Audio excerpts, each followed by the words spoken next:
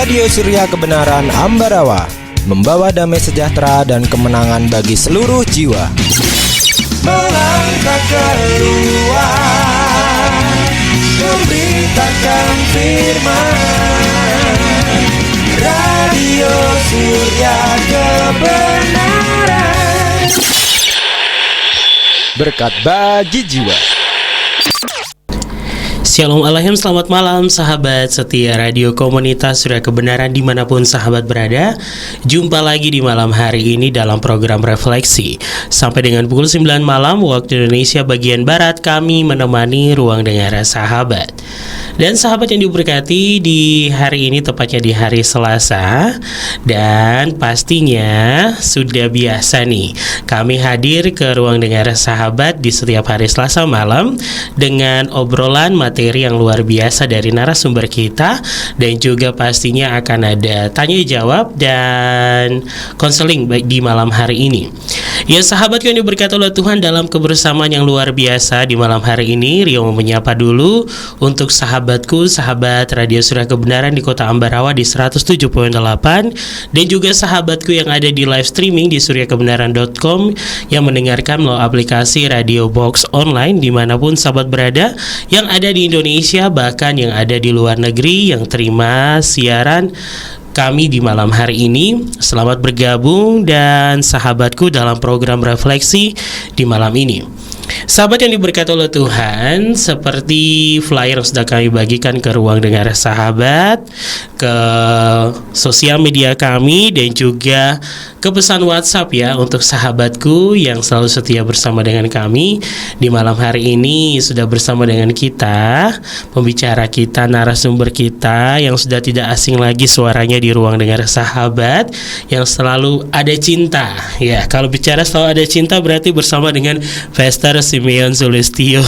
Rio langsung saja menyapa di studio. Shalom Alaika, selamat malam Pastor. Alaika shalom Rio. Apa kabar? Ya, penuh cinta. Penuh cinta ya. Oke, haleluya, penuh cinta. Ya sahabatku, dari setiap judul topik-topik yang menarik yang dibahas tentang cinta bersama dengan Pastor Simeon Sulistyo. Nah, malam ini kita akan bahas judul apa lagi nih Pastor? Ya, malam ini saya mau bahas judulnya apa tadi? Pacaran bukan test drive. Pacaran bukan uji kendaraan nih. Kita mau uji kendaraan baru.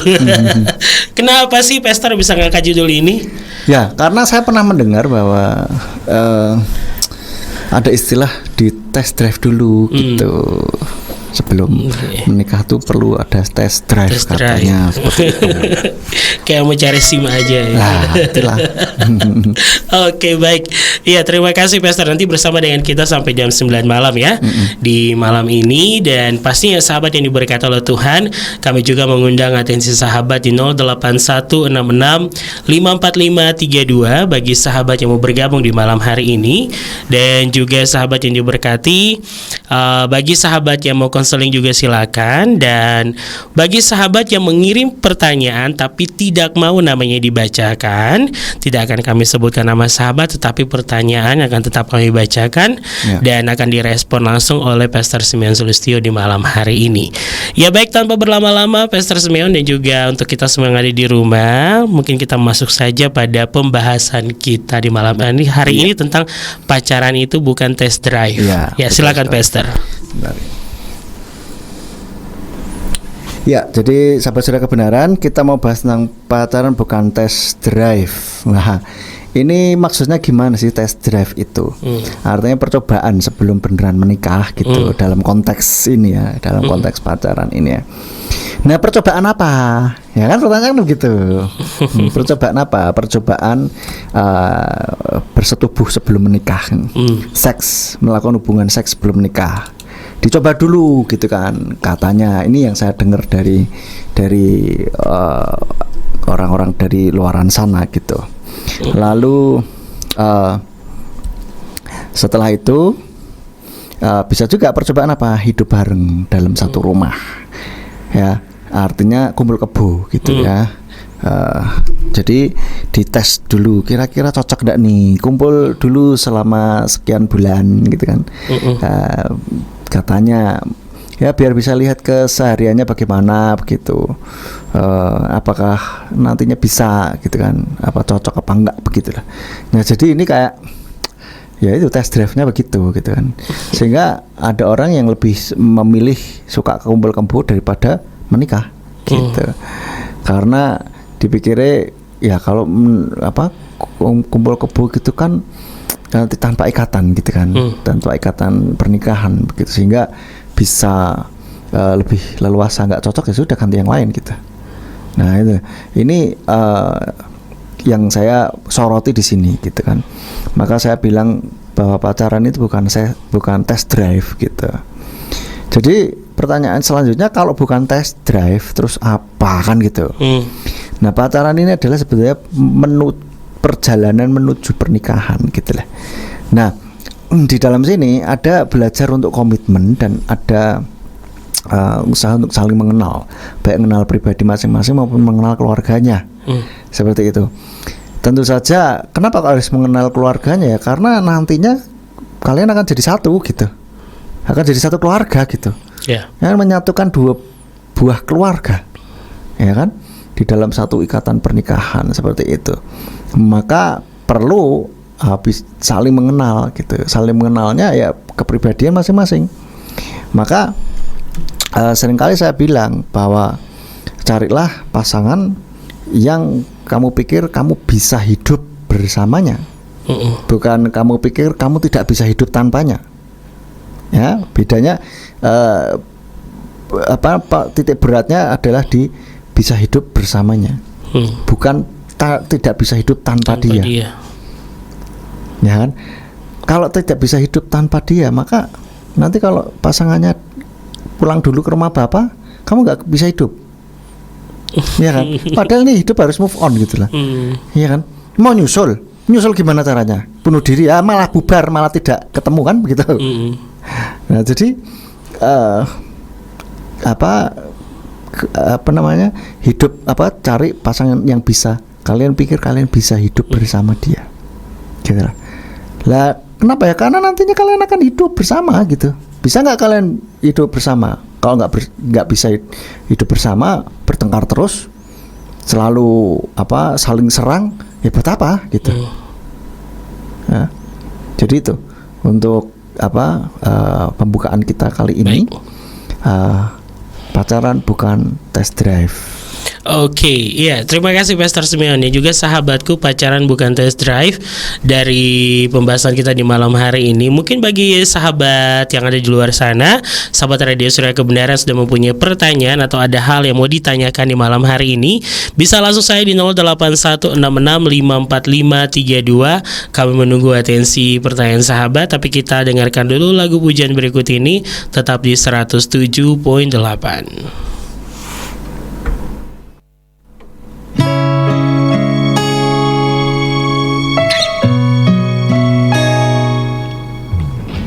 Ya baiklah sahabat yang diberkati di 107.8, masih bersama dengan kami dalam program Refleksi.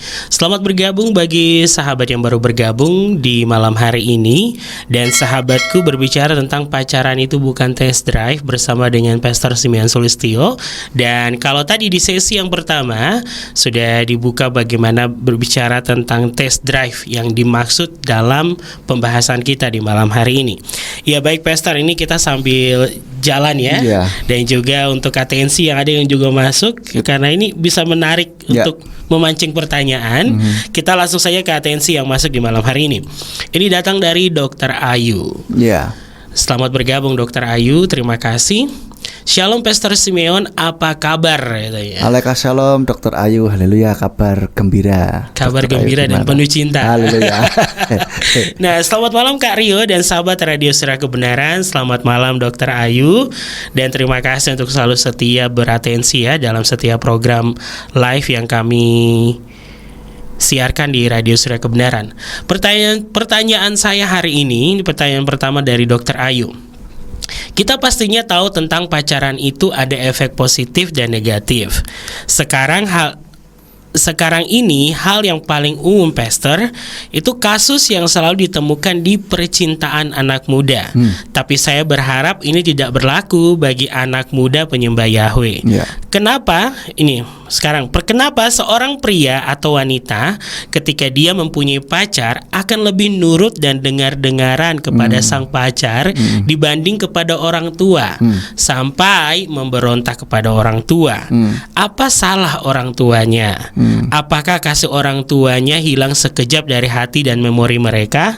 Bahkan sampai menilai kekurangan orang tua yang katanya terlalu jadul. Nah, gimana nih, Pastor? Iya, ini memang sering kali terjadi, betul. Mudah-mudahan memang di anak-anak Bapak Yawi gak ada ya. Karena begini, kenapa bisa terjadi seperti itu? Karena mereka ini istilahnya masih dimabuk asmara. Bukan dimabuk cinta ya, dimabuk asmara. Jadi masih menggebu-gebu gitu, ya kan? Dan mungkin mereka pikir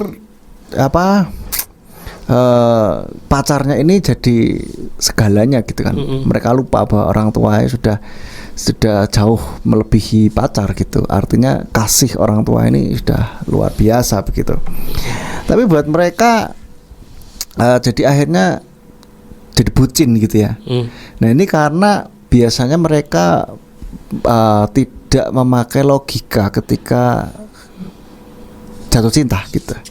Ketika dapat pacar ndak pakai logika, sehingga mereka lebih menuruti pacarnya gitu daripada orang tua. Nah, apalagi kalau orang tuanya tidak setuju. Atau mungkin nggak usah sampai nggak setuju deh, masih dikasih ini baru kasih warning gitu kan, hati-hati. Itu orang mana sih gitu kan, misalkan ini emang dia ini gimana kok pekerjaannya apa gitu ya, kok kok kelihatan kurang rapi gitu misalkan ya. Ini orang tuanya cewek ya, wah mama ini anak muda sekarang mama gini. Nah itulah karena sudah perasaannya udah terlalu dipenuhi oleh asmara itu, sehingga tidak bisa mikir gitu kan. Orang kalau lagi seperti itu mabuk kepayang itu sudah angel kandangannya ya, angel susah gitu. Susah ya, sudah dibilangi jangan misalkan, atau kayaknya kok orangnya nggak baik sih gitu kan. Kan kadang-kala insting orang tua kan tajam gitu kan. Ya sudah, kalau enggak ya janganlah gitu kan. Tapi kalau ini enggak. Nanti dengan berbagai rasionalitas atau alasan-alasan yang menurut dia masuk akal gitu. Nanti kan sama saya bisa saya ubah misalkan. Nanti pasti berubah gini menginjelas sudah wes. Jadi akhirnya tanda kutip melegalkan, menghalalkan segala cara kan gitu. Membuat alasan-alasan yang supaya masuk akal menurut dia. Tapi sebetulnya kan kalau kita mau ini jujur ya nggak masuk akal sebetulnya gitu lah. Tapi karena orang terlalu dimabuk asmara, ya itu sudah pikiran logikanya itu nggak jalan gitu. Seperti lagunya Agnes Mo, cinta ini kadang-kala tak ada logika. Bukan kadang-kala, sering kali. Kalau tidak, kita benar-benar tidak menyadari hal ini. Betul. Gitu. Maka anak-anak muda, kenapa kok saya sering sekali di radio ini ngomongin tentang cinta? Saya mau mengedukasi anak-anak muda gitu loh. Supaya mereka jangan dikibulin, dikerjain oleh orang-orang yang tidak kenal Tuhan, atau orang-orang yang jahat gitu, yang tidak baik gitu loh. Itu loh. Jadi ayo kita dalam mencintai, dalam jatuh cinta, cerdaslah sedikit gitu lah. Ini bau-bau korban test drive nih kayak gini. Iya tak? Iya. Kalau bisa sampai seperti ini, memberontak sama orang tua, terus sampai katakan orang tua terlalu jadul. Nah itu. Nggak tahu kadang-kala itu si cowok ngapain gitu ya, si cewek diapain, kok bisa sampai si cewek bisa sampai tanda kutip dicuci otaknya begitu kan, gitu. Nah makanya saya bilang kalau sudah ada cowok pacar yang belum menikah saja sudah mulai jelek-jelekin orang tua, sudah berani melawan, sudah nggak hormat sama orang tua, sudahlah itu tinggalkan sajalah. Cukup sekian dan terima kasih, nggak usah pakai lama, langsung aja putuskan saat itu juga. Apalagi kalau sudah mulai ngajak nge-seks juga, sudah wis itu sudah double itu red flag itu. Oke. Iya, ini Pastor. Kalau tadi Pastor sempat singgung bahwa beda antara mabuk cinta dengan mabuk asmara ini itu di mana nih, Pastor? Ini kalau menurut saya sendiri ya. Kalau cinta itu kan sudah lebih matang gitu. Yeah. Kalau asmara itu kayak hanya perasaan yang menggebu-gebu itu loh. Itu menurut saya. Kayak percikannya belum nyala benar. Iya, masih nyala gitu. Dan cenderung kalau asmara ini cenderung jadi kayak tidak berpikir panjang, jadi terlalu ini banget lah, terlalu terbawa perasaan banget gitu. Ya masih menggebu-gebu gitu. Kalau cinta itu kan betul-betul sudah ada komitmen di sana, sudah ada ini. Itu cinta. Kalau asmara beda. Menurut saya ini definisi saya sendiri. Kalau yang lain mungkin nggak setuju ya boleh-boleh saja. Oke, baik. Terima kasih Pastor untuk pertanyaan pertama dari Dr. Ayu dan sudah merespons sedikit tentang antara beda mabuk cinta dan mabuk asmara nih. Ya kita ke pertanyaan kedua. Tadi belum dijawab. Apakah salah orang tuanya? Apakah salah orang tuanya? Nggak salah kadang nggak salah. Tapi dari anaknya itu sendiri gitu. Dan kadang-kala kalau dari kecil anak itu sudah betul-betul dipenuhi oleh cinta dari orang tua, mungkin kecil kemungkinan untuk terjadi hal yang seperti itu ya. Karena apa? Si anak sudah puas dengan cinta dari orang tua, sehingga yang cowok misalkan ada pacarnya yang datang gitu ya tidak terlalu ini banget gitu. Baik. Oke, baik. Ya, ini Pastor tadi kembali singgung apa salah orang tuanya gitu. Dan ini kan dikatakan di terakhir bahwa sampai menilai kekurangan orang tua yang katanya terlalu jadul. Nah, sekarang ini ada nggak masukan kepada orang tua agar kata jadul ini bisa hilang dari pikiran anak ketika dia benar-benar menemukan seseorang yang dia jadi pujaan hati, lalu jangan sampai kata mama nih jadul. Nah, ini apa nih yang harus dilakukan orang-orang tua agar jangan dicap jadul sama anak? Ya, justru kalau saya lihat bahwa yang jadul itu kadang baik gitu lah. Old is gold. Nah, orang ada yang bilang gitu. Jadi bukan berarti selalu yang jadul itu out of date menurut saya. Dalam hal moralitas, yang jadul itu yang bagus. Jadi pertahankan, saya justru ngomong sama orang tua, pertahankan tanda kutip kejadulan itu, standar moral ya. Justru anak muda yang harus dengerin, harus melihat standar moral yang diset oleh firman Tuhan melalui orang tua. Karena standar moral firman Tuhan ini tidak pernah berubah, baik zaman dulu maupun zaman milenial, zaman now, tidak pernah berubah. Standarnya itu tetap gitu. Orang bilang jadul, silahkan, tetapi standar moral itu tidak pernah berubah. Betul. Dari Tuhan. Betul. Gitu. So anak-anak muda jangan mudah-mudahnya bilang orang tua jadul, orang tua ini. Kita lihat dalam hal moralitas yang jadul itu yang bagus. Tetapi mungkin kalau dalam style mungkin mengikuti perkembangan zaman yang tidak berkaitan dengan moral, misalkan kayak HP, ya kan? Saya pikir orang tua supaya nggak jadul ya belajar teknologi. Betul. Ya paling tidak ndak gaptek amat lah. Gitu. Bisa juga jangan sampai nanti dibohongi sama anak. Bisa juga. Ya, saya kalau tidak salah pernah menyampaikan ada kode-kode tertentu yang biasa dipakai untuk sexting. Nah, itu orang tua juga perlu update, gitu kan. Nah, tapi anak muda apakah boleh begitu? Ya tidak boleh. Ingat standar moralitas. Betul. Itu tetap yang jadul saja. Gitu standar moral. Pacaran kalau zaman now kan gayanya kan sudah ciuman sana sini, sudah grepe-grepe itu pegang-pegang bagian-bagian sensitif. Lalu sudah ngesek, itu yang tidak boleh. Gitu. Itu yang zaman now yang ngawur gitu. Tapi standar moral kebenaran, kesucian, kekudusan itu tetap dipegang. Baik. Yang jadul itu.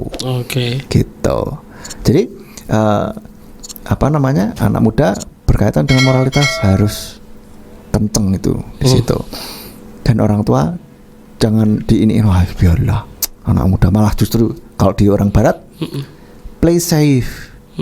Jadi malah dikasih kondom sekalian. Wah, ngawur. Justru jangan gitu. Ya kan? Jadi mari kita anak-anak muda betul-betul pegang itu dengan kuat, dengan kenceng gitu ya. Baik. Gitu mungkin Rio. Oke, terima kasih Pastor. Ini pertanyaan pertama nih banyak sekali yang kita gali ya. Karena kita masuk ke pertanyaan kedua dari Dr. Ayu. Menjadi pacar yang baik itu harus seperti apa? Baik dari pria ke wanita dan wanita ke pria.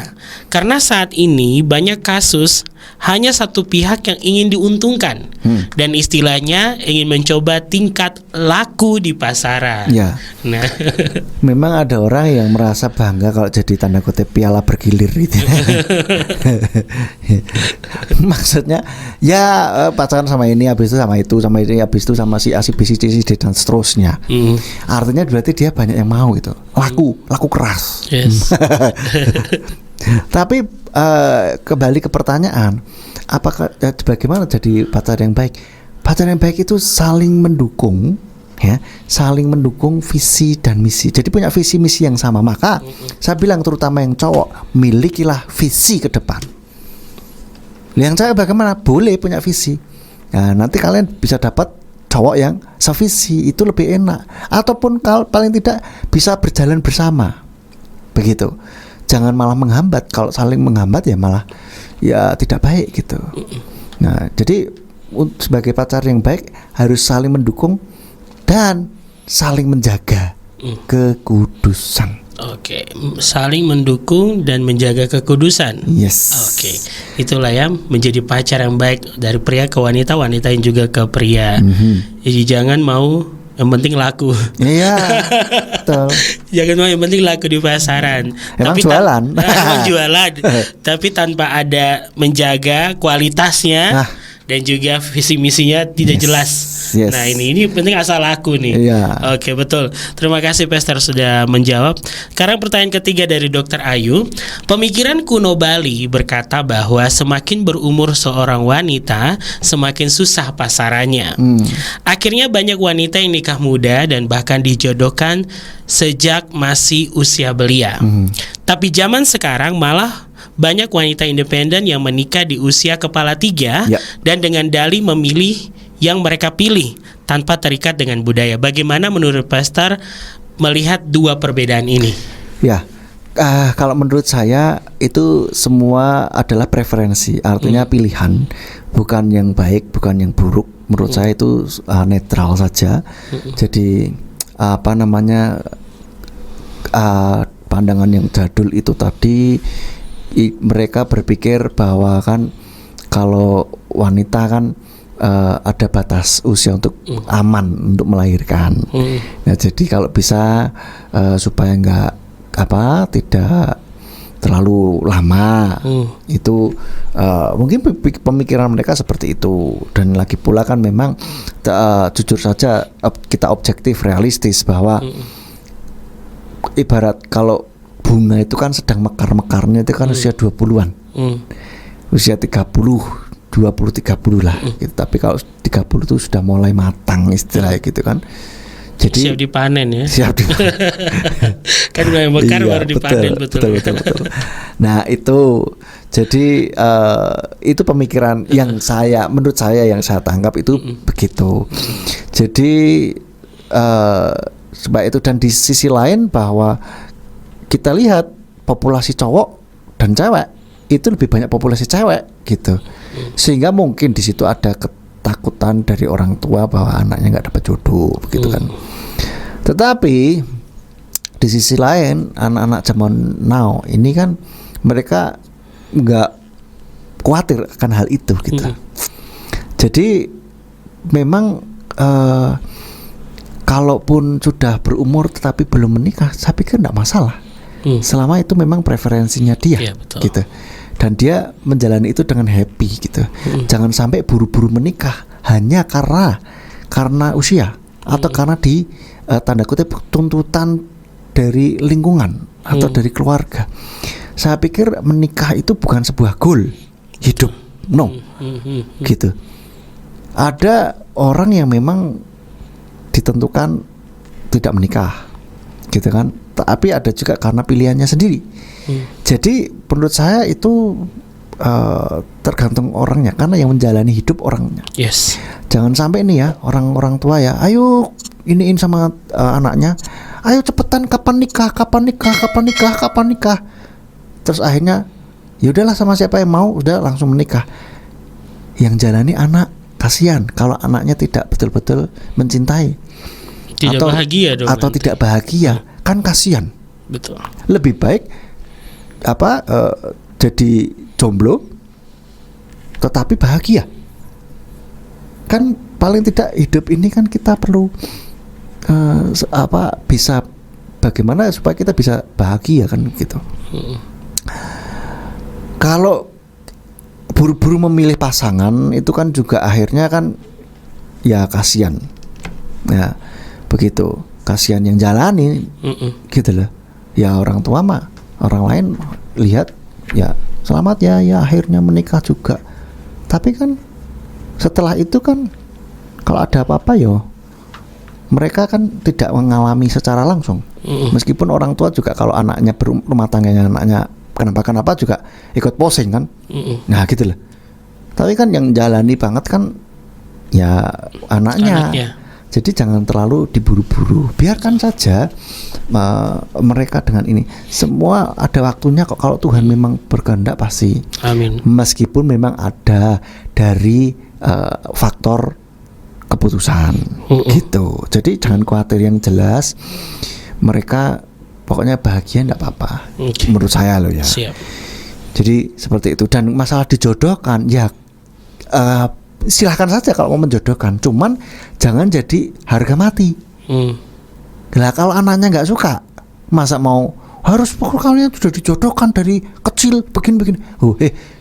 Dari kecil dia belum bisa memilih. Gitu loh. Itu hidup anak, bukan hidup orang tua. Gitu loh. Jadi biarkan dia memilih sendiri menurut saya. Seperti itu. Tapi kalau anaknya dijodohkan terus ternyata mau, ya baguslah, gitu kan, sama-sama suka, orang tua bahagia, anak-anak juga senang. Jadi nggak masalah. Yang jelas jangan dipaksakan. Baik. Gitu. Oke, ya baik, terima kasih Pastor sudah menilai tentang dua perbedaan ini ya, dari budaya dan juga zaman sekarang. Bagaimana pilihan itu kembali kepada anak. Ya, kebahagiaannya dia adalah kebahagiaannya anak itu sendiri. Bahkan ada yang yang sudah menikah, ada pilihan child free, nggak mau punya anak. Betul. Ya itu juga preferensi mereka. Seperti itu. Asal jangan child free-nya terus akhirnya sudah hamil diaborsi, itu ya nggak baik juga. Tidak boleh. Gitu. Siap, terima kasih Pastor. Itu pertanyaan ketiga dari Dr. Ayu. Sekarang yang terakhir nih dari Dr. Ayu, test drive karena penasaran ukuran alat vital. Nah ini vulgar. Yang awalnya bercandaan malah serius katanya. Dan ada juga karena ingin membuktikan kejantanan. Hahaha. Saya besar di lingkungan dunia barat dan ketika usia 16 sudah ditanya tentang virginitas pada saya pada saat itu oleh teman-teman wanita yang lain. Sampai mereka mencarikan pasangan prom night untuk saya agar setelah itu bisa date dan test drive. Sampai 2 kali pria tidak ada yang lolos. Jadi di sini saya berpikir bahwa semua kembali kepada pribadi. Jika berpikir hari ini adalah hari ini dan besok adalah urusan nanti, disitulah kita akan masuk di dalamnya. Tapi bagi saya besok itu adalah hari ini. Dan hari ini bukan bicara tentang besok, karena hari besok adalah yang pasti datang, tapi tidak hari ini. Maka jangan sampai test drive deh seks sebelum nikah. Gimana nih Pastor? Setuju sekali, Dokter Ayu luar biasa ini ya. Dunia Barat sulit loh untuk melakukan hal ini gitu. Bahkan ya saya percaya seperti yang Dokter Ayu katakan bahwa mereka di usia segitu banyak mempertanyakan hal itu gitu tentang keperawanan. Karena budaya kebebasan itulah yang tidak dipagari oleh firman Tuhan. Mereka jadi bebas-bebasnya. Bahkan ada orang tua yang itu saya bilang play safe, sanguni kondom malah. yang penting tidak hamil. Ya standar kebenaran, moralitas kebenaran firman Tuhan nggak seperti itu.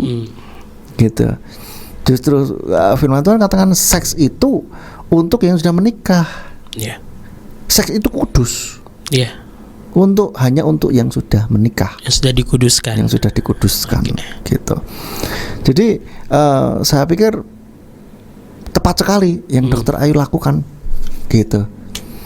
Ya, dan ini jarang sekali loh di dunia Barat menemukan wanita yang masih virgin hingga sampai pernikahan itu, itu jarang sekali. Di Indonesia masih banyak, tapi mungkin ya tidak sebanyak dulu. Iya. Oke, baik, terima kasih Pastor. Diakhiri dengan teks Pastor Ismion, Elohim Yofarek Otka. Amin, sama-sama Dokter Ayu. Amin, haleluya. Ya, Pastor ini kayaknya pertanyaan Dokter Ayu ini seperti satu sesi buat kita di malam ini. Jadi kita rehat dulu untuk lagu. Nanti kita masuk ke sesi tambahan dari Pastor dan kita ke pertanyaan selanjutnya dari sahabat yang sudah bergabung. Baiklah sahabatku, jangan kemana-mana, tetap di 107.8. Kami akan kembali lagi selepas pujian berikut ini. Tetap bersama dengan kami tentang pacaran itu bukan test drive bersama dengan Pastor Simeon Sulistyo. Ya, sahabat yang diberkati oleh Tuhan, selamat bergabung bagi sahabat yang baru bergabung bersama dengan kami di malam hari ini dalam program Refleksi. Berbicara tentang judul kita itu pacaran bukan test drive ya. Bagi sahabat Radio Suara Kebenaran, khususnya anak muda yang ada di luaran sana, dan juga kita semua bersama-sama kita belajar dari materi yang disampaikan oleh Pastor Simeon di malam hari ini. Dan sahabatku, kalau tadi dari sesi pertanyaan bersama dengan Dokter Ayu, sekarang kita masuk pada sesi selanjutnya dulu, materi dari Pastor Simeon sebelum nanti kita kembali ke pertanyaan sahabat. Silakan Pastor. Nah, kadangkala kita berpikir atau anak-anak muda itu mikir apa dampaknya kalau test drive test drive dulu nih sebelum membeli mobil nih. Nah, dalam konteks ini kita akan bisa kehilangan sesuatu yang sangat berharga gitu, terutama yang wanita. Ya, kita akan kehilangan sesuatu yang sangat berharga yang harusnya itu diberikan kepada pasanganmu nanti ketika dalam pernikahan kudus begitu. Jadi kehilangan sesuatu yang sangat berharga, yaitu apa? Virginity, gitu kan. Dan yang kedua, kalau gagal dalam test drive, tiba-tiba nggak enak nih, ini bukan tipe saya nih, saya nggak suka nih. Tadi bahkan yang Dokter Ayu katakan ukurannya nggak pas. Ukurannya nggak pas, udah dilewatkan aja. Itu ini akan menimbulkan luka yang sangat dalam. Betul. Gitu, terutama wanita. Kebanyakan akan banyak ruginya di wanita, gitu. Meskipun di mata Tuhan tentang dalam hal kekudusan rugi semuanya, nggak ada yang lebih rugi lebih mana, semuanya sama. Tetapi dampaknya bagi wanita ini akan lebih banyak gitu, secara fisik juga gitu, karena cowok nggak bisa hamil, yang cewek bisa hamil, gitu kan. Jadi akan menimbulkan luka yang sangat dalam, terutama bagi yang wanita. Apakah ada cowok luka dalam? Ya ada, gitu kan. Itu ternyata nggak jadi nih, terus akhirnya putus. Itu menimbulkan luka yang sangat dalam. So jangan test drive, ya. Lalu yang ketiga, kalaupun berhasil sampai ke pernikahan, malam pertama tidak lagi seru, nggak surprise, karena seks itu ibarat ada orang yang mengatakan bahwa seperti kado gitu, yang diberikan oleh Tuhan untuk kita nikmati bersama gitu dengan pasangan. Tetapi kado itu sudah dibuka duluan. Jadi pas katakanlah kita ulang tahun, itu kado harus dibuka pas hari H. Hari ulang tahun. Tetapi sebelum ulang tahun kita sudah ngebet nih. Aduh, terlalu penasaran nih. Saya ngintip-ngintip dan bahkan dibuka. Terus pas hari H ulang tahun, apa kado itu istimewa lagi? Sudah nggak istimewa. Sudah tidak surprise lagi. Iya, gitu. Itu. Lalu yang kedua, pandangan terhadap seks tidak lagi sama. Wah, bahwa seks ini akan dipandang sebagai itu hanya sekedar having fun. Itu sebagai sesuatu yang biasa, bukan sebagai sesuatu yang sakral, bukan sebagai sesuatu yang kudus, tetapi akan terkontaminasi pandangannya bahwa seks itu hanyalah sekedar pemuas nafsu birahi. Nah, ini yang bahaya. Begitu. Dan pandangan dari cowok ke cewek tidak lagi sama. Ternyata sudah ini bisa ini dulu nama gue nih. Gitu kan? Akan berpikir gitu. Berarti gampang aja nih. Gitulah. Sudah tidak ada nilainya lagi gitu. Sudah beda lah gitu. Bahkan ada yang bisa saja berkata seperti ini. Kamu mau sama saya, berarti mau dalam arti nge-seks ya. Mau melakukan hubungan seks sama saya, berarti sama yang lain juga kamu mau. Betul. Ada yang berpikir seperti itu. Nah, padahal mungkin si cewek hanya sama dia gitu kan. Apalagi kalau sudah hamil gitu. Kamu sama saya aja mau, apalagi yang lain belum tidak menutup kemungkinan yang sama yang lain kamu juga mau, sama mantanmu kamu juga mau. Gitu lah. Nah, si wanita ini hanya sama dia gitu. Iya. Betul. Jadi banyak ruginya. Ya. Jadi pandangan ini terhadap wanita akan sangat terdistorsi, akan jadi rusak begitu. Oke. Jadi ini dan lagi kita menjadi anak Tuhan yang merusak kekudusan, merusak bait sucinya Tuhan. Karena kita semua adalah bait sucinya Tuhan kita. Amin. Kalau kita melakukan test drive, maka kita ibaratnya mengotori gitu bait sucinya Tuhan. Gitu. Itu dampaknya. Jadi baik berhasil akhirnya sampai ke pernikahan maupun tidak, semuanya tidak baik. Dampaknya begitu. Jadi intinya nggak usah lah test drive. Oke, siap. Lah apa kalau langsung gitu beli terus, ya? Langsung beli. Kita berarti ini dong seperti membeli kucing dalam karung lah. Loh, tidak bisa gitu. Kita kan dalam pacaran kan bisa saling mengenal. Terus apa yang perlu dilakukan di dalam pacaran? Kan nggak cuma nge-seks gitu lah. Dan itu seks nanti kalau sudah menikah gitu. Saya heran juga kenapa anak zaman now itu pikirannya ke situ terus. Banyak hal yang bisa dilakukan ketika menikah, ketika pacaran. Apa?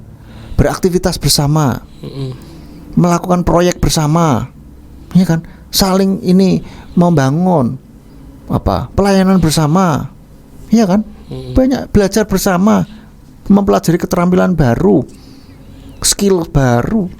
Banyak hal yang bisa dilakukan. Betul. Hangout bareng sama teman-teman. Ini nggak cuma berdua terus ya, habis pacaran tergandeng kemana-mana berdua. Gandengnya. Terus ya kan, jangan lupakan teman-teman juga gitu loh.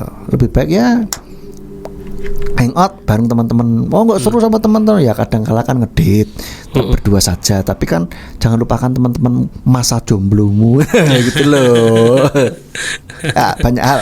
Oke, kita cari. Siap, terima kasih Bester. Ya, sahabat yang diberkati oleh Tuhan, bagi yang mau bergabung silakan di 0816654532. Ya, baik Bester, ini sudah ada penanya. Ya. Ada Deborah dari Jogja yang sudah bergabung di malam hari ini. Shalom Alehem, selamat malam Kakak Pace, Koko Bang Rio yang selalu ceria, renyah dan sumringah. Waduh, berasa kerupuk saya ya. Dan Pastor Simeon yang baik hati, ramah dan peduli lingkungan dan sekitarnya. Oke, kita jadi duta. Jadi Pastor saya jadi kerupuk, Pastor Simeon jadi duta lingkungan ya. Nah, Agak kareba, ini bahasa Makassar nih. Baik-baik kita semua di sini. Kiranya selalu sehat, sukacita, diberkati, dia jadi berkat dalam kasih anugerah Elohim Yahweh yang luar biasa. Amin. Amin. Di sini dia bilang nanya dong ya. Ya, silakan. Mau Oke. jawab juga boleh. Langsung dijawab aja ya. Dia yang menjawab Oh, sendiri ya. gitu maksudnya. Iya baik. Ini dari Deborah Pester di sini. Pembahasan tentang test drive dalam pacaran, sepengetahuan aku kalau test drive itu coba-coba pegang-pegang sampai ke free sex. Betul. Tentu saja itu termasuk zina dan tidak boleh dong. Ya. Tapi yang ingin saya tanyakan bukan test drive yang gitu sih. Pertanyaan saya adalah banyak juga yang melakukan psikotes ke pacarnya. Dan gak sedikit teman-teman saya yang curhat tentang ini. Jadi beberapa dari mereka baik cowok maupun cewek sengaja ngetes saat pacaran, dipancing supaya marah, supaya sedih, mancing-mancing supaya cemburu, terus dilihat reaksinya gimana.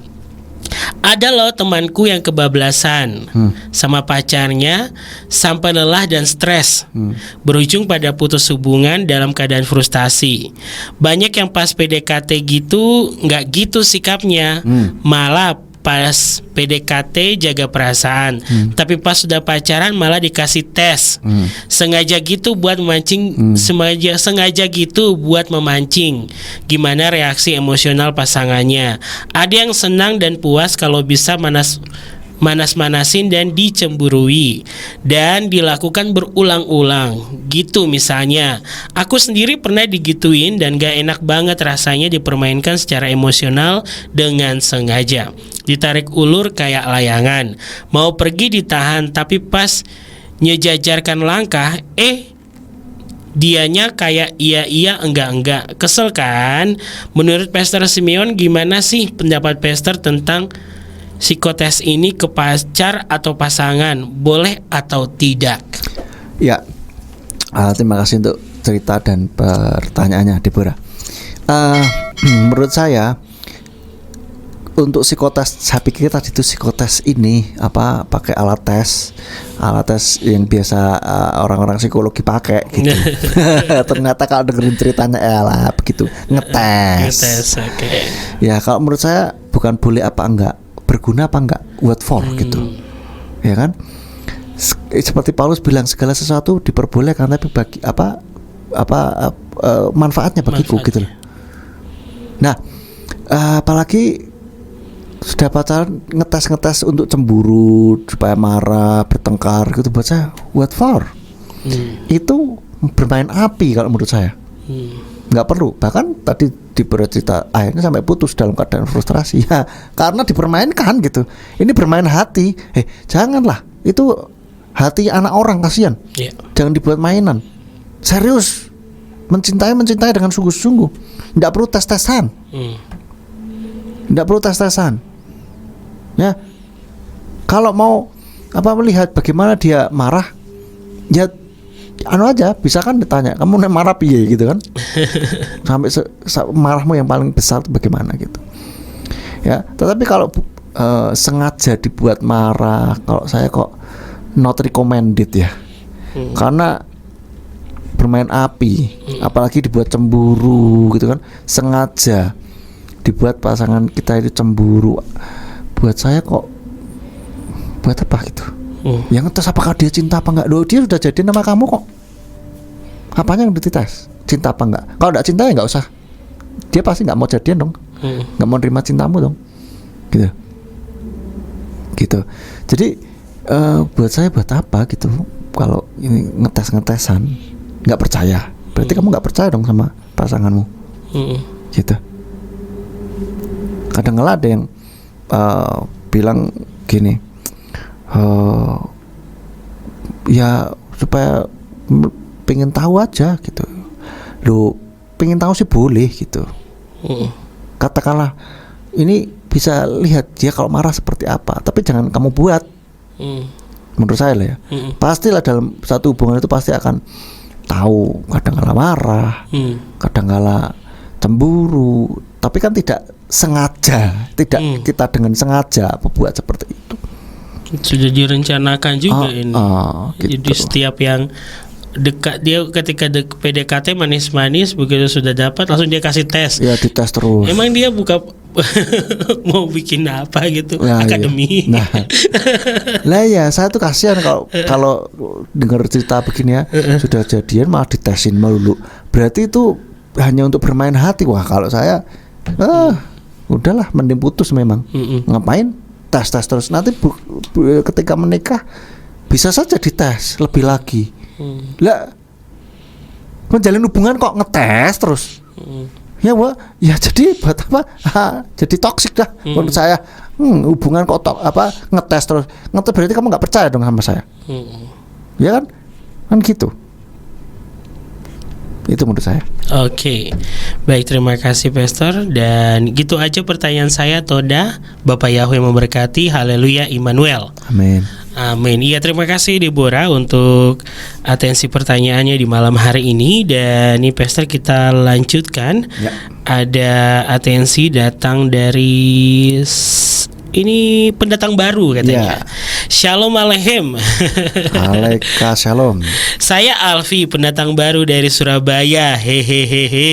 Ya. Pastor izin bertanya. Ya silakan. Apakah orang Kristen, anak Tuhan boleh nggak kawin lari? Karena test drive ini berbicara nekat nih, berbicara pedal gas langsung digas. Dan bagaimana tentang kitab suci menanggapi ini? Terima kasih. Yesus Masih bless you. Kawin lari, abis kawin terus lari-lari gitu. Enggak, maksudnya begini. Kalau kawin lari berarti kan tidak disetujui sama orang tua. Ngapain lari? Gitu loh. Akhirnya karena sudah test drive langsung mereka kawin lari. Oh, kalau karena sudah test drive terus akhirnya kawin lari. Istilahnya dia ingin bertanggung jawab. Dari dia tidak hanya test drive, dia akhirnya kawin lari aja deh karena mungkin tidak disetujui tadi. Bisa juga karena itu. Ya, kalau menurut saya janganlah capek kawin lari terus. Kan? Buat apa gitu? Kita dalam mengarungi rumah tangga, kalau mau berumah tangga itu kan kita mencari kebahagiaan juga, ya kan. Selain kita tetap menjaga kekudusan, tetapi kan itu sama saja tidak menghormati Tuhan. Satu, karena apa? Institusi pernikahan itu adalah inisiatif dari Tuhan. Amin. Kalau kita tidak menaruh hormat dengan institusi pernikahan, berarti kita ini tidak menghargai Tuhan. Yeah. Yang kedua, kita tidak menghormati orang tua, durhaka kita. Jadi jangan kawin lari lah. Makanya jangan mau di test drive nih yang cewek-cewek nih, ya. Yang cowok juga sih. Mungkin ceweknya yang lebih agresif, cowoknya yang lebih ini. Jadi jangan mau di test drive, ya. So yang wajar-wajar aja, maksudnya gini, nggak usah neko-neko lah, nggak usah macem-macem, hidup itu sudah banyak masalah, nggak usah nambahin masalah sendiri gitu, ya.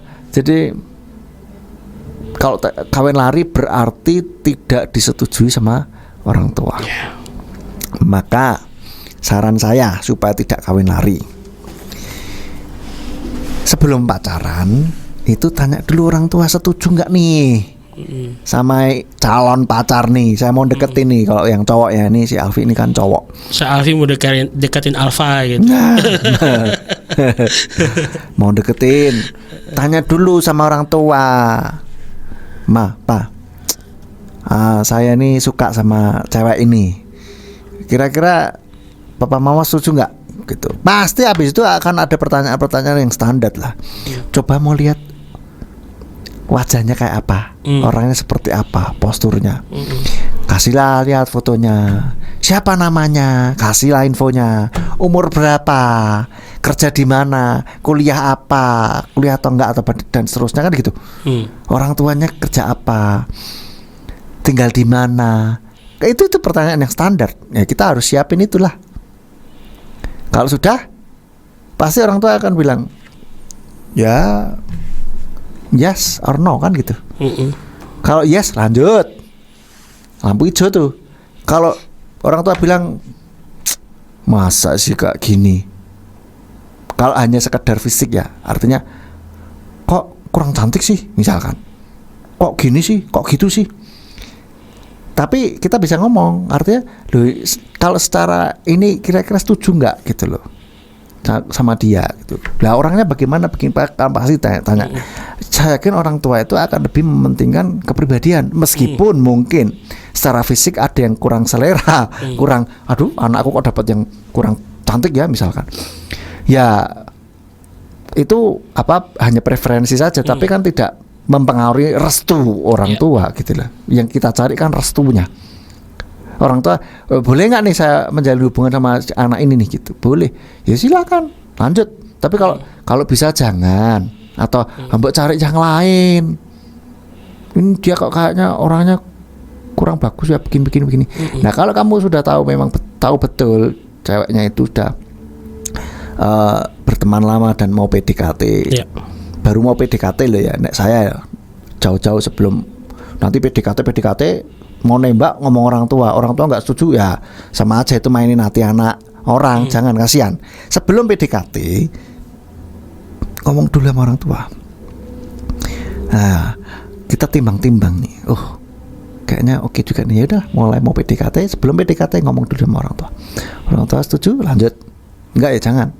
Karena apa, nantinya kalau orang tua sudah bilang jangan, terus kita ngeyel, nantinya kasihan dianya, kasihan jadi mantunya orang tua kita, gitu kan. Itu kan masalah klasik antara menantu dan mertua kan begitu.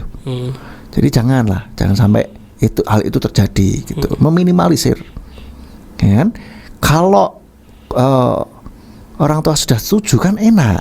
Betul. Gitu loh, direstui. Malah mungkin kalau pas ada sesuatu, ada halangan, hambatan, disemangati sama orang tua gitu. Gimana perkembangannya? Baik mah, oh ya bagus. Gimana? Wah kebetulan ya, inilah coba saling mengerti kan begitu. Jadi apa ya, itu supaya aman gitu. Nah yang cewek ketika mau sudah dideketin sama cowok, sudah kalian tahu bahwa ini cowok deketin nih, udah PDKT nih, sebelum kalian menerima cintanya atau menolak cintanya, ngomonglah dulu sama orang tua. Loh, kalau menolak kan tidak ada urusan sama orang tua. Siapa tahu itu cowok toksik, sehingga orang tua tahu dan akhirnya bisa menjadi pelindung kamu. Wah, udah besar masa sedikit-sedikit orang tua. Kamu belum menikah, masih ada dalam covering orang tua. Belum mandiri. Terus nanti yang nikahin siapa? Nah, jadi masih belum, istilah orang bilang belum mentas, masih mandi, masih dalam kolam, belum mentas. So masih ada dalam covering orang tua. Meskipun juga setelah menikah juga tetap si orang tua kan masih peduli gitu kan. Tapi maksudnya kalian setelah menikah itu mandiri, belajar mandiri gitu. So yang cewek ya, kalau dideketin, suka nggak suka cowoknya itu ngomong sama orang tua, ngomong demi kebaikan kalian. Kalau kamu nggak suka, ya sudah. Aku dideketin sama cowok ini, tapi aku nggak suka, begini begitu. Ya wes toh, jangan dikasih harapan. Ingat, cowok jangan dikasih harapan. Ya, tegas saja. Kalau misalkan ditembak, yes or no. Jangan diem saja atau jangan menggantung. Ya nantilah kita lihatlah. Jangan. Yes or no. Itu prinsip saya. Jangan gantungin. Itu kasihan. Karena apa? Orang digantung itu nggak enak. Artinya apa? Ngabisin waktu, energi, dan bahkan mungkin biaya. Ngabisin perasaan juga. Yes or no gitu loh. Kalau masih hanya sekedar sinyal-sinyal, main sinyal. Kalau saya dulu main sinyal juga. Artinya apa? Kalau di PDKT-in tiba-tiba WA, apa kabar? Lagi apa nih? Aku kok inget kamu ya gini. Ya nek yang model begitu ya enggak usah ditanggepin. Ya kan? Kalau enggak apa-apa tanggepin, cuman iya ini. Ya jangan, kasihan. Ya kan? Cowok sudah berusaha ini itu ternyata kamu tidak ada niatan untuk menerima. Oh, tapi aku kan kasihan kalau ditolak, nanti gimana dia sakit hati loh. Lebih baik sakit hati sekarang daripada kamu ulur-ulur sudah waktu lama sudah kayaknya dia merasa ada harapan, kamu baru bilang enggak, terus kamu jadian sama orang lain, itu jauh lebih sakit. Memang penolakan akan pasti nggak enak rasanya, tapi lebih baik awal daripada sudah terlanjur sekian lama. Itu. Okay. Saya juga begitu dulu, ada yang deketin gini, bukannya gimana? Saya kalau orang pakai sinyal, saya nggak kepedean, langsung bilang kamu nggak usah deketin saya lagi. Loh, nanti saya malu dong, orang akan bisa bilang, loh kegeeran kamu meskipun dia memang deketin, tapi kan kalau dibegitukan malu kan. Bisa saja dibalik omongannya, siapa yang deketin kamu? Aku memang peduli kok sama yang lain juga kok. Malu dong kita. Makanya kalau dia main sinyal, saya main sinyal. Sinyalnya dia ini ya kita nggak usah nanggepin gitu lah. Tapi ada nggak yang nembak? Ada, pernah gitu.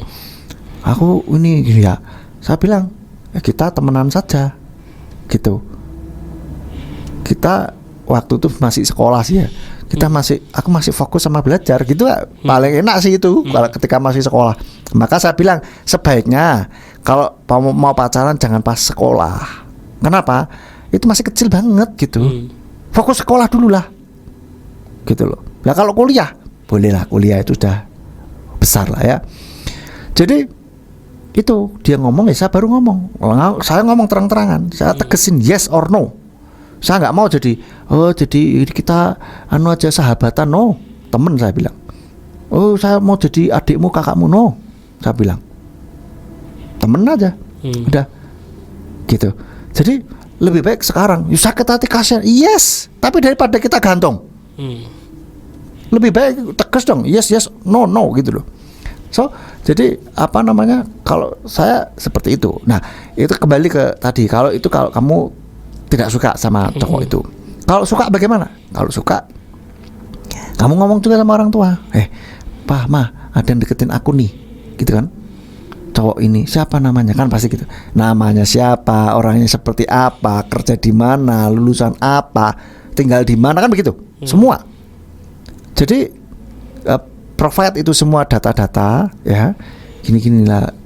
Coba dong mau lihat orangnya, atau kadang-kala di ini ya dibawa ke sini, atau mungkin masa dibawa ke rumah nanti dipikir aku menerima dia. Ya pertemukanlah misalkan di mana gitu, pura-puranya, terus biar orang tua tuh bisa lihat dia seperti itu dari jarak jauh gitu kan. Atau dengan cara yang lain lah. Kalau mungkin di luar pulau tidak memungkinkan untuk melihat, ya paling enggak diceritain saja ininya sambil berdoa. Jangan lupa tuh, itu penting juga. Berdoa apakah memang dia ini dari Tuhan, jodoh gitu kan, dari Tuhan atau tidak. Seperti itu. Apakah Tuhan merestui atau tidak maksudnya, ya. Karena kalau saya bilang jodoh dari Tuhan, itu kayak Tuhan itu sudah menyiapkan satu orang khusus buat kita gitu. Amin. Tapi sebetulnya menurut saya, pandangan saya, memang ada sebagian orang yang Tuhan sudah persiapkan, ini jodohnya si A, si B, si C gitu kan. Si A sama si B, si C sama D dan seterusnya. Ada yang seperti itu. Tapi ada juga yang Tuhan tidak menyediakan secara khusus. Artinya begini, kamu cari sendiri sesuai dengan seleramu, sesuai dengan rambu-rambu di dalam firman Tuhan. Pokoknya kalau sesuai dengan rambu-rambu dalam firman Tuhan, ya sudah, Tuhan tinggal merestui saja. Gitu. Orangnya takut Tuhan, orangnya baik dan seterusnya, silakan. Gitu. Oke, jadi test drive tidak boleh ya untuk seorang anak Tuhan ini.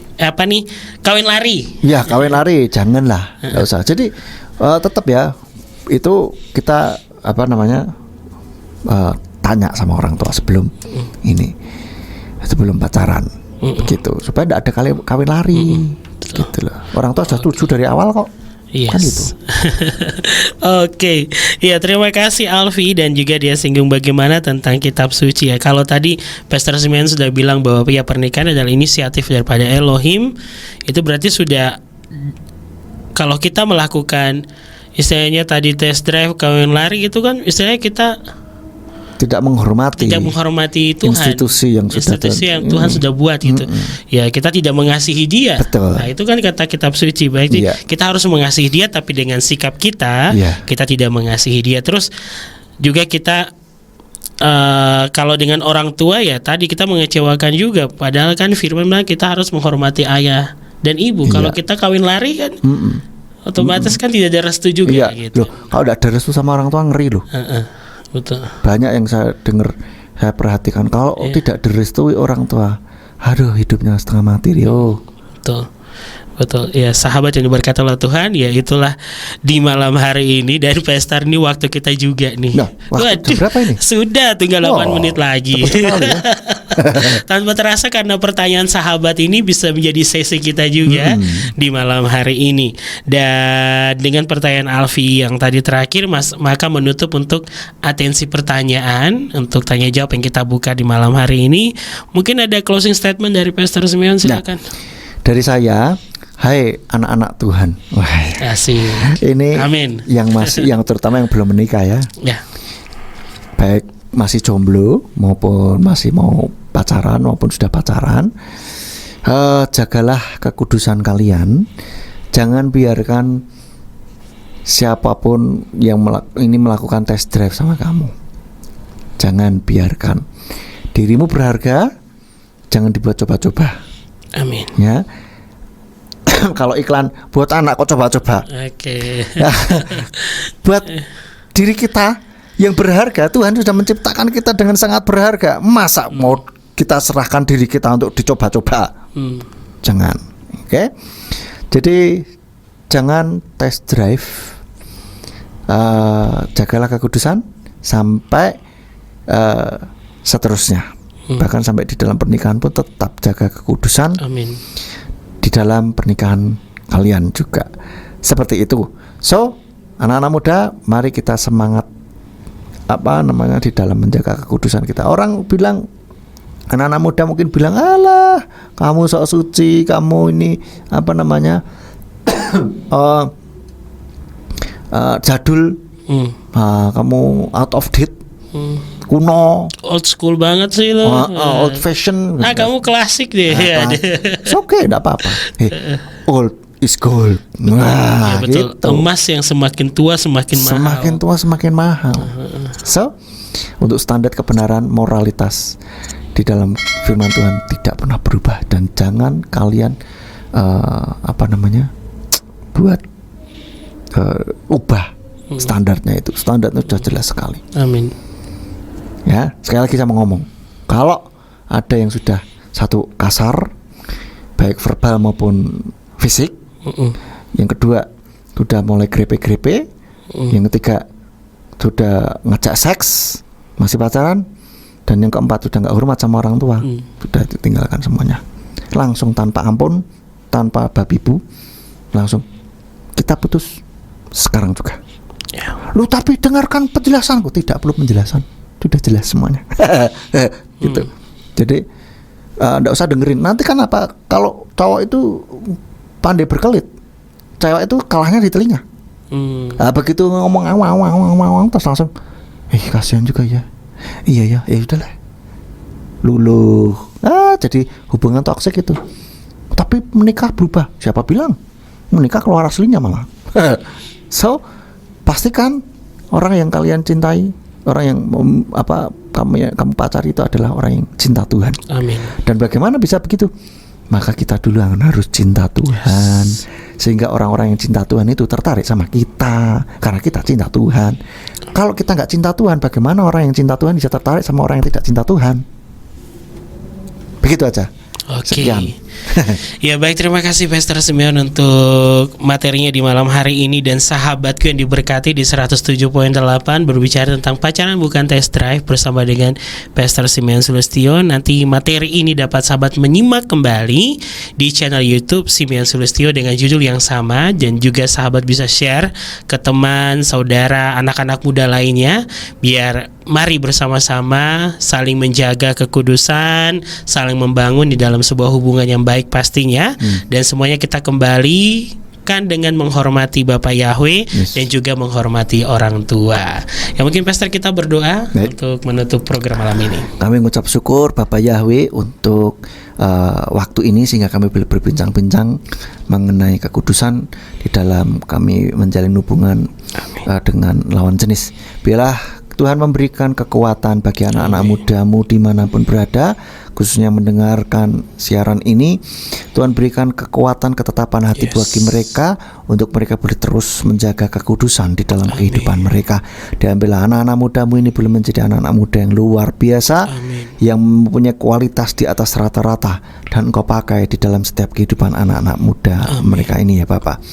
Dimanapun mereka berada, di bidang apapun, biarlah mereka Engkau pakai dengan luar biasa, sehingga melalui kehidupan mereka maka namamu semakin ditinggikan dan dimuliakan. Terima kasih Bapak Yahweh. Kami sudah berdoa dan mengucap syukur hanya dalam nama Yesus. Haleluya. Amin. Amin. Ya baik, terima kasih sekali lagi untuk Pastor Simeon. Sehat selalu, diberkati luar biasa dalam pelayanannya, pekerjaan, keluarga, generasi yang dilahirkan diberkati. Dan juga terima kasih untuk sahabatku yang diberkati oleh Tuhan di malam hari ini sudah bergabung. Terima kasih atas kebersamaannya. Kita bertemu lagi di pekan depan di hari yang sama dalam pembahasan lainnya yang pastinya membawa berkat bagi jiwa. Dari lantai 2 Gereja Pemulihan Firman, Surya Kebenaran Ambarawa, Jalan Dr. Cipto nomor 120. Kami pamit undur. Bapak Yahweh memberkati. Amin. Amin.